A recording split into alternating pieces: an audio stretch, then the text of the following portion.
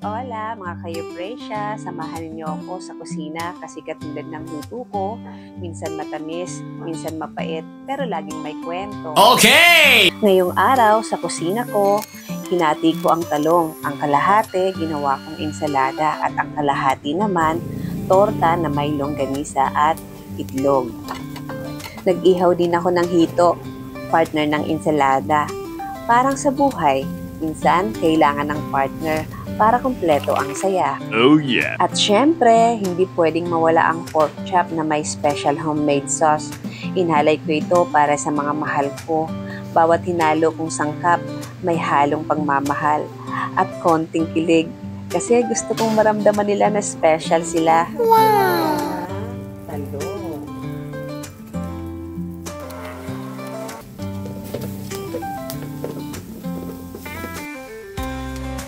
At bawat putahing niluto ko ng may puso.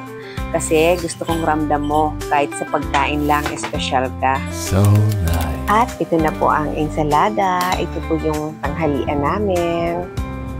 Yan na po yung kalahati ng talong ginawa kong torta na may longganisa at itlog.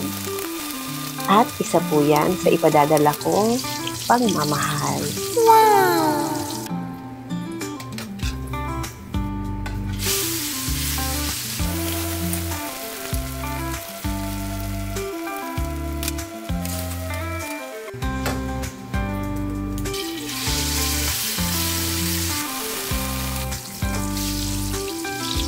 At yan, luto na. Tapos na tayo sa torta.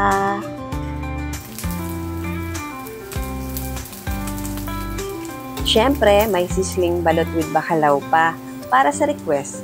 Alam mo yun, minsan kahit kakaiba, basta gusto ng puso mo, susubukan mo.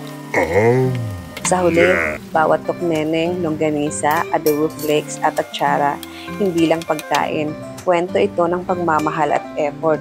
Sana ramdam nila at sana ramdam mo rin. Yan kasi ang mga pagkain pinadala ko sa kanila.